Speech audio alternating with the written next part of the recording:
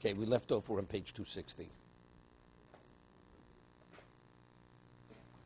No, on 259.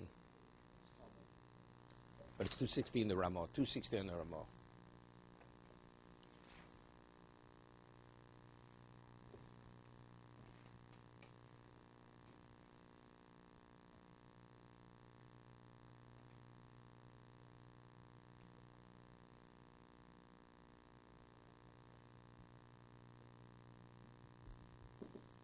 Let's do hey. We'll get back to the Ramah. The son of Stam. What about a person didn't actually articulate al maslahazir? He just gave it to him without saying anything. But it's understood the man only has one esrog, so he wants it back. He says, I'm giving you an esrog. And he didn't say al maslahazir. He didn't say the precondition. Havi ki'ilu amado am nashi tazir li. It's the equivalent of saying, even though he didn't verbalize it, it's the equivalent of saying, I'm giving you a condition, you return it to me. Why? The mistam al das came the son of lo came shetzorch losbo chain lo acher. It's a presumption. We could say with certainty, although he didn't verbalize it, his intent was that he wants it back because he has no other daled midah to be yotze with other than this one.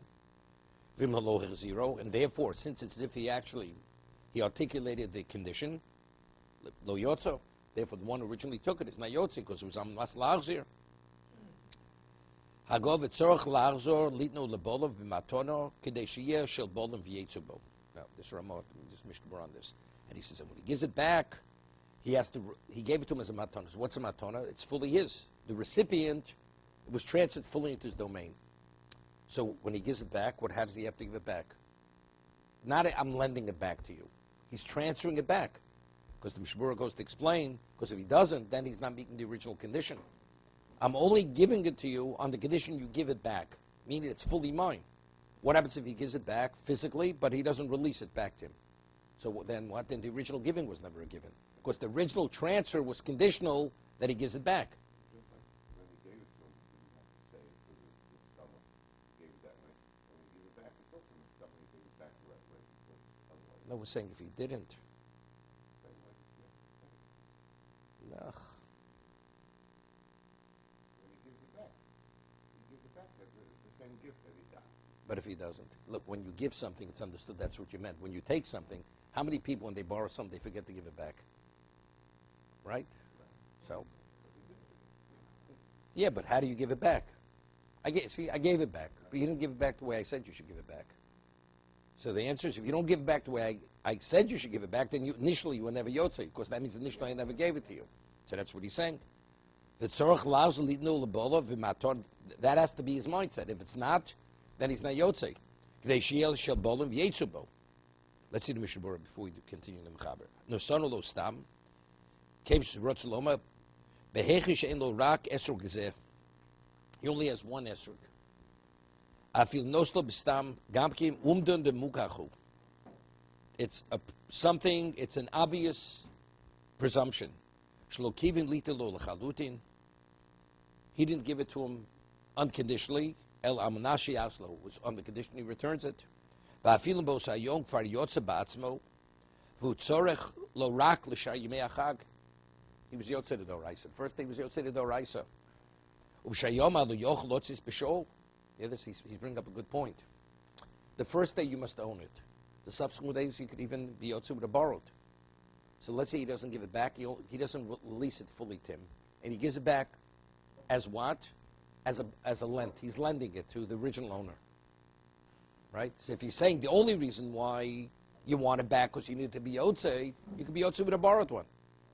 He's becoming the balabos over here. The one who borrowed, now he's in the driver's seat. And he's starting to dictate to the owner, well, you don't need more than that.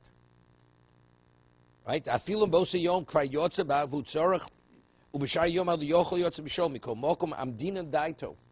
We evaluate the intent of the original giver. The Adam shu rotze yosel lotzis b'shalo. I want to be yosel. I'm not interested in borrowing from my lulav to borrow it back from you that I'm borrowing. That's not the money, even though you could be yotze. I want it fully back. You know, it's interesting. The Gemara says, it's where it's written halacha.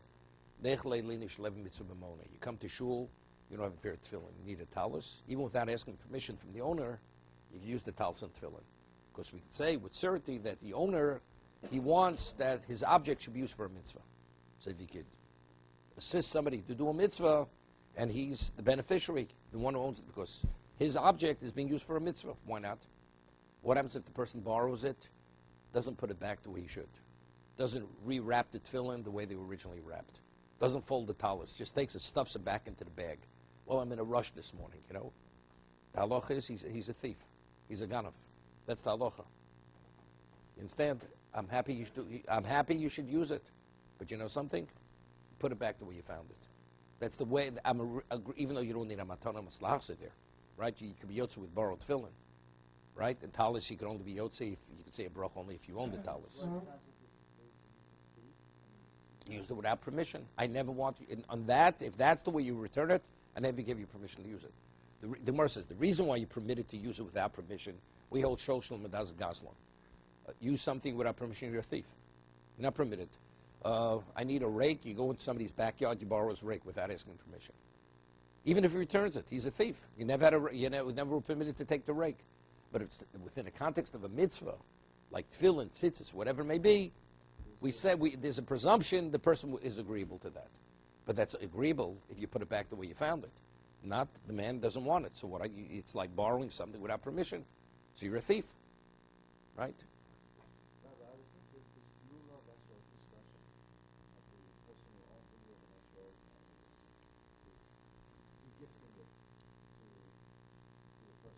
The user. I mean, this is happening, I assume, in shul, right there. It's not like he's taking it, he's leaving with it. In other words, he's giving it to him, he's allowing him to make the buck, and he gives it back to him.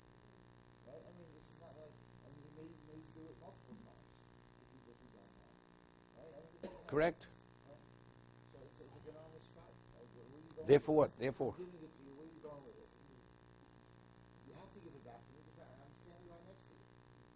I'm not taking it. Every case isn't in shul necessarily. What happens if I go to you and knock on you, I say, you know, I haven't been yotzi today. And I'll return it. And I return it, but I have in mind not to release it fully back to you. I say, you a yotze, you know? And you retain ownership. Even there, you're not yotze. Because the man's not interested in being yotze tomorrow. I want my object back. Fully restored as I gave it to you. The owner of the lulav, that's what is always going to have it, get it back and be yotze. The question is the guy who took it, borrowed it, the sense borrowed it. If he doesn't give it back the way he should give it back, he's not yotze. He's not yotze, sure. The owner takes it back. Right, correct. It's simple, like when you start one makes somebody do a contract, you give me a contract, you don't. It's not like it's on one where a couple of checks and I give it back. It's not an idea. The halacha is by chalipin, the one who receives the penny has a right to write. You can't. That's not I'm going to tell you I'm not lahavsi.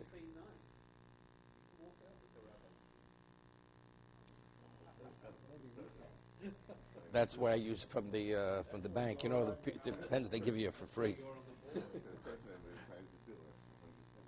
Okay, let's not get off track here.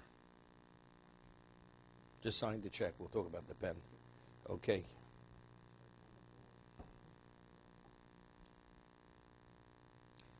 The Gemara says it's based on the Gemara in Psochim, when we say nechle linish levin mitzvah monei, that's only if you put back, if you restore what you took.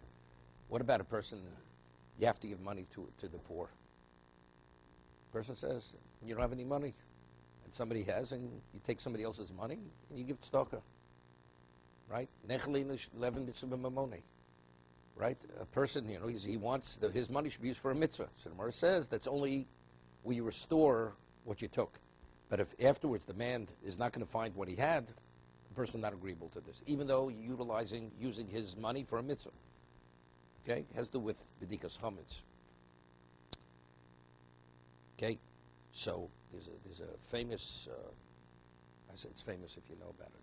So there's a tshuva, there's a response from the Chassam Sofer, a person on his deathbed, and there was a question for him to have a recovery, and he was like in a coma.